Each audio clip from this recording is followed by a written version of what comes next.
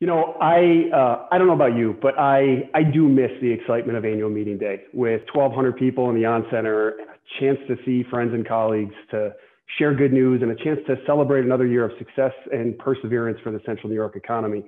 But just because we can't be together in person today doesn't mean we can't bring the positive energy, share stories of accomplishments, and offer each other support. It's these things that make our community so special. And this year, more so than any other year, I am grateful for the friendships, the solidarity, and the spirit of this place. Thank you for what each and every one of you bring to this work. Thank you also to my colleagues at CenterState CEO.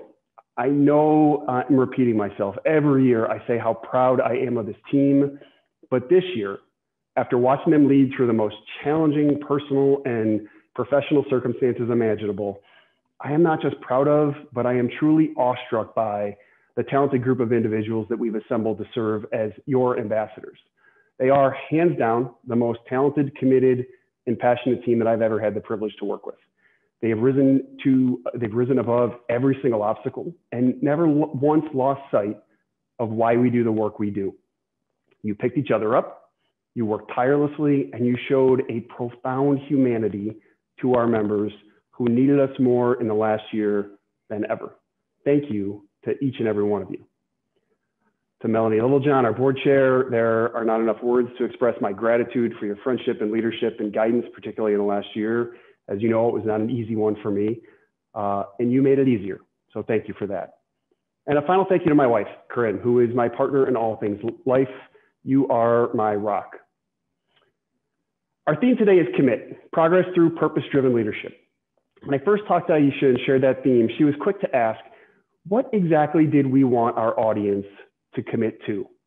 What were our goals, and what did we want all of you to take away from today's event?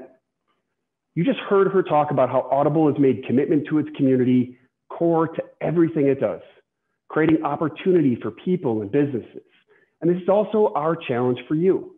That is to say, when we speak of creating a place where businesses thrive and all people prosper, we're asking you to lean into your role and the role that your business or organization can play in contributing to that vision. It's not an exaggeration to say that this past year has tested our individual and collective resolve, personally and professionally. We have seen friends and family stricken with and fall victim to this virus. Businesses have had to make the hardest choices, including to furlough or lay off employees. Many small service businesses have closed for good. So many of our neighbors have lost their jobs, and many parents lucky enough to have held on to their job have had to manage supporting their child's education while maintaining a full workload. Yet when I think about the toll and stress that we have all felt during this pandemic, I am quickly reminded of the ways in which we rose to meet those challenges together. Neighbors helping neighbors, companies supporting other small businesses, and nonprofits stepping up to provide critical services. Now, thanks to the remarkable scientific innovation surrounding testing and vaccines, courageous and honest leadership from our local elected officials, and the many sacrifices we've all made in the name of public health, we can begin to envision what comes next for our community. 2021 is bringing with it renewed energy for a brighter future and new signs of progress each day. Walking around downtown areas, be that in Oswego or Syracuse, our streets are beginning to fill back up. I hear more optimism from our members and community leaders about what the future holds. And the signs of economic recovery surround us. Declining unemployment rates, soaring costs of construction materials, and a growing wave of new investment that our region's businesses are planning or considering. In fact, as hard as this might be to believe, here we stand in April of 2021, just 13 months removed from the single greatest shock to our economic system any of us can remember. And our business development pipeline, the number of companies talking to us about projects to invest, expand, and create new jobs is even more robust than it was in February of 2020, a point in our community's history where we were celebrating the fact that our economy was performing better than it had in nearly 40 years. Projects that were breaking ground then, Salt City Market, Amazon, JMA Wireless, are creating jobs and contributing to our economic recovery today. Saab and Lockheed Martin just recently landed significant contracts that will create jobs for Central New York long into the future. And our innovation ecosystem, once left for dead, continues to thrive. With news that Density, the anchor tenant of the Tech Garden, just raised an additional $25 million, bringing their total lifetime capital raise to over $100 million for a startup company right here in Syracuse, New York. These indicators of progress feel particularly rewarding on the heels of the past year, and we should embrace the renewed forward momentum of our economy. It's real. And they are an important reminder that our long-term vision and strategy for this region and our data-driven approach are still sound. The collaborations amongst our community leadership, bonds of trust, civility, and transparency that easily could have frayed under the weight of this crisis are in fact stronger today than ever. And our shared desire to transform this region to achieve more equitable and lasting prosperity is not just formidable, but in fact deeply rooted in our community psyche. So here we are, rounding a corner in our fight against this vicious pandemic, regaining our economic stride, and standing at the edge of what may turn out to be one of the greatest periods of economic opportunity of our lifetime.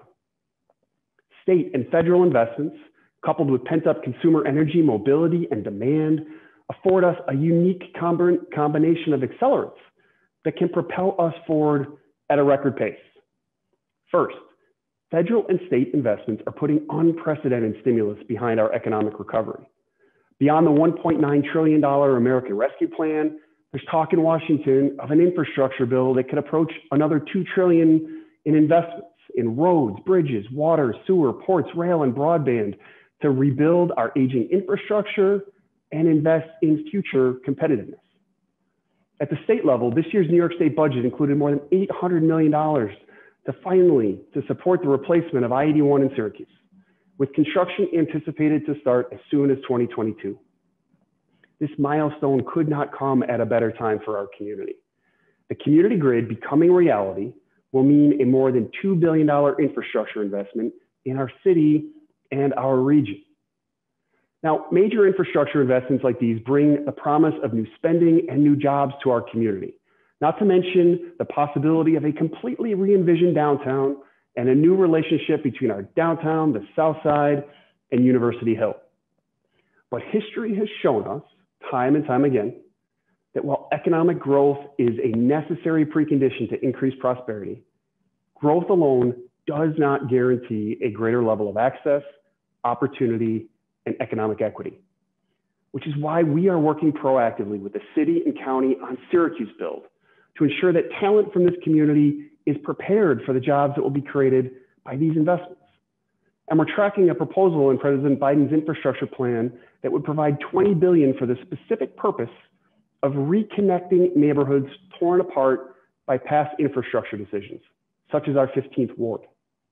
Programs like these can help us realize the full potential of our vision for a new community grid and ensure that new development triggered by this investment thinks holistically and equitably about access, jobs, housing, and creating safe, walkable communities. Second, not a day goes by where I don't find myself engaged in a conversation with a business or community member about migration to places like Central New York from other cities.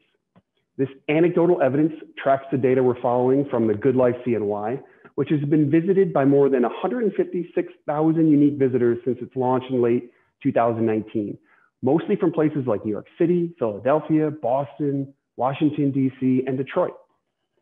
The most recent United States Postal Service change of address form data confirms what we have all believed to be happening.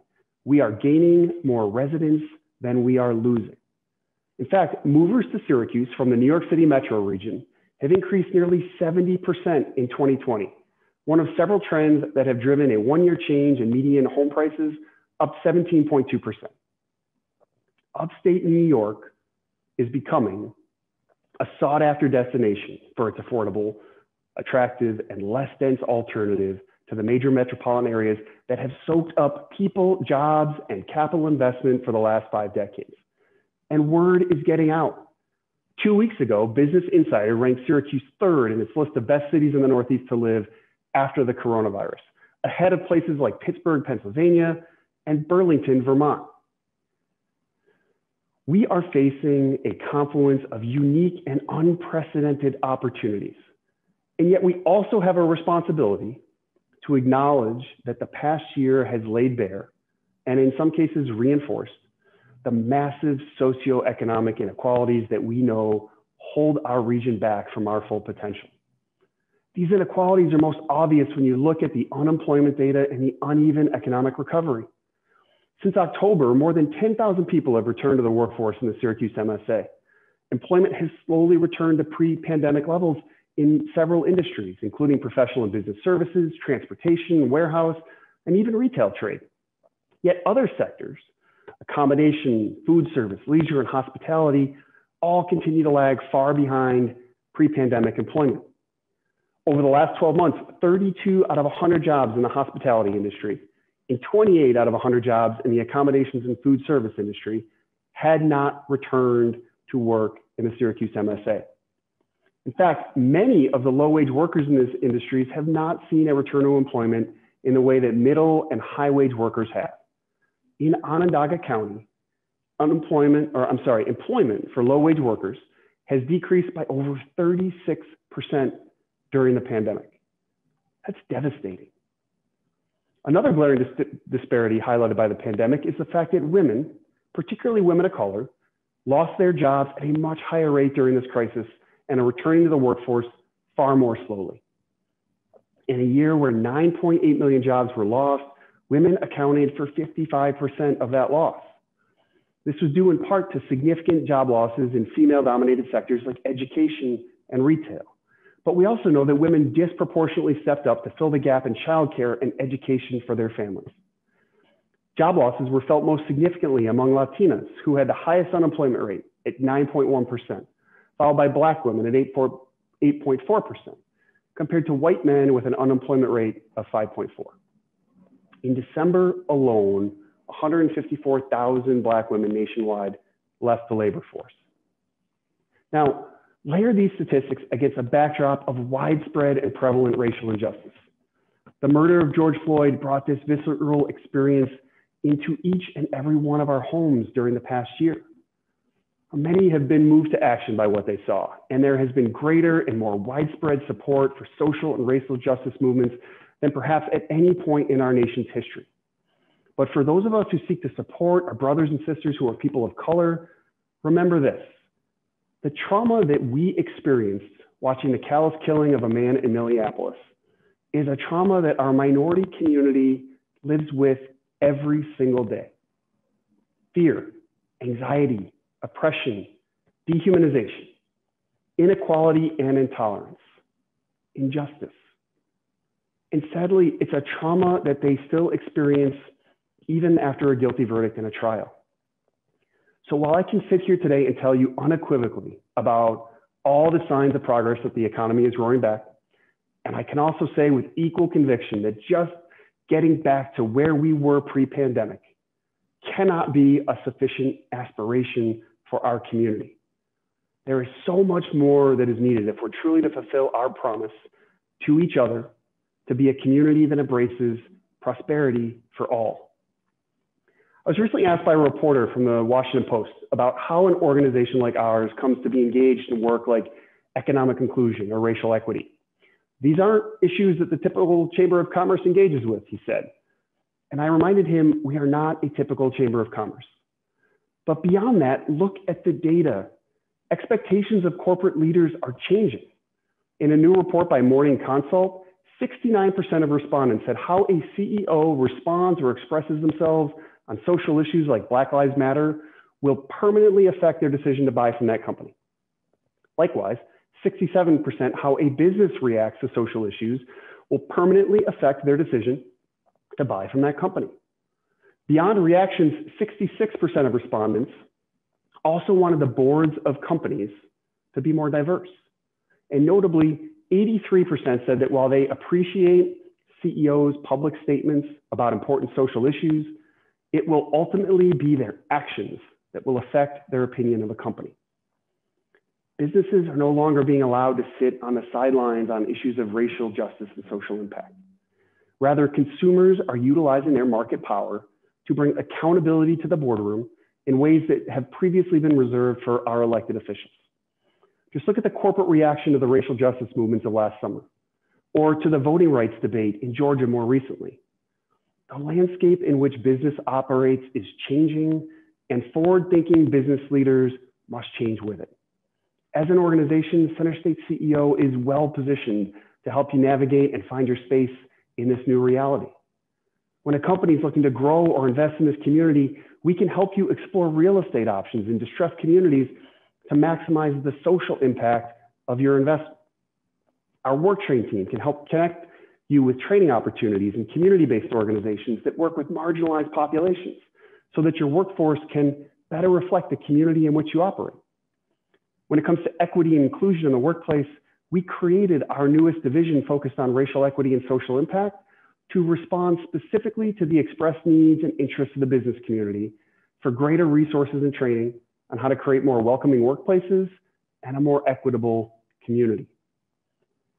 Each year, I come before you at this event with a call to drive change and progress in our city and our region. And I understand that that can sometimes seem daunting. The challenges that we face often feel beyond the control of any one individual, employer, or community organization. But I assure you, as you heard from Aisha, there are real, tangible actions you can take. And as you heard from our speaker, the return on your commitment of time, energy, and resources will be exponential. Moreover, as leaders, this is what we're called to do, to lead. As Abraham Lincoln once said, you cannot escape the responsibility of tomorrow by evading it today. So I'm asking you to lean in. You can demonstrate your commitment to this work by following the path that others have created. Take, for example, Vicki Brackens, who decided to move her company, Brackens Financial Solutions Network, to the Salina First Project on South Salina Street in the Syracuse Surge footprint. By doing so, she is not only creating the space she needs to expand her company, she is catalyzing other investments in a neighborhood that needs it. If you aren't in a position to expand your local operations, you can commit to being more targeted in your purchasing and procurement. Create a baseline of how much your business are doing locally and with women and minority-owned businesses, and then commit to increasing that share by some fraction every year for the next 5 years. In partnership with the Upstate Minority Economic Alliance, we can help connect you to the suppliers you need to make that effort successful. When you shop for yourselves or your families, buy from businesses run by women and minorities, which, as we know, are the small business owners most impacted by the COVID-19 economic crisis. One thing every business owner can do today is to take our business equity pledge. Issues of racism impact us all, but our colleagues and employees of color most acutely. For them to thrive, they need to feel supported and seen. And while I know leaning into these issues can feel difficult, even dangerous for fear of saying or doing the wrong thing, I assure you that being a little vulnerable and committing yourself to better understanding the complex issues at play is far less dangerous than doing nothing. We have an incredible resource in Dr. Johanna Rogers, who is already working with dozens of regional employers to help them create more welcoming and inclusive workplaces. You can also encourage your employees to volunteer their time, even during business hours, to community initiatives or organizations by visiting the United Way's volunteer portal, www.volunteercny.org. I encourage you to think about the role your business or organization can play to reverse the extreme gender inequities that have been highlighted by this crisis as well. First, when you see a woman with a gap on her resume because she took time off to support her family, don't ask her about it. Hire her. And as a proud and engaged father myself, let's normalize giving working dads adjusted schedules or flex time to take on childcare duties as well. Can you open your doors once a year to high school students or guidance counselors so that they can get a better idea about what you do and learn the vast array of career opportunities in the community? You have the power to help connect youth to high quality internships and jobs. Stay connected to our regional colleges and resources like Lemoyne's Erie 21 program or On Point for College to engage and mentor student talent. Or contact CNY Works and learn about how to participate in the City of Syracuse and Onondaga County's 2021 Summer Youth Employment Program, and host one or more young adults this summer to provide them with meaningful summer work experiences. Or make sure those in-movers that we talked about earlier, our newest community members, make sure they're connected to others professionally in our community. Reach out and be a welcoming neighbor. Be an advocate and a champion and a booster of this community. These are just a few tangible ways how we can make that big goal, driving positive change and progress in our community, just a little bit more manageable. Pick one or more, write it down, set a goal. The key is to commit to action. Because whether we're talking about the centuries-long fight for racial equity or our decades-long efforts to transform our region's economy, the principle is the same. We cannot fill our well, as the saying goes, if we aren't all committed to filling our buckets and pouring them in. You know, my son, Ben, turned 9 a week ago. For those of you who have participated in this event before, you've had a front row seat to his childhood, to the lessons he teaches me, and to the insights parenthood affords me to the human dimension of our work. And much to my great delight, and sometimes to my trepidation, Ben has fallen in love with mountain biking, a passion of mine.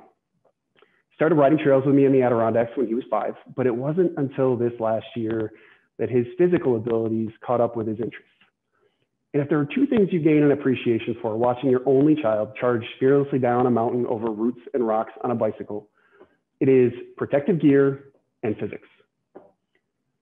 The laws of physics are basic and fundamental principles of life as we know it. And there is one that is most relevant here today: inertia. An object in motion will stay in motion. An object at rest will stay at rest. Friends, left to their own devices, current conditions will not change. The only thing that can overcome inertia is the application of an unbalanced force. Now, each of you has tools, skills, resources that you can bring to bear and support our vision to be a place where business thrives and all people prosper. You are all leaders in this community, which comes with a responsibility to lead. Without commitment, there is no disruption. Without disruption, there is status quo, inertia. And that cannot be our aspiration nor our legacy. So please join us today in committing to taking action, to doing more, to leaning in, and together we can be that unbalanced force for this community. Thank you all for joining us today.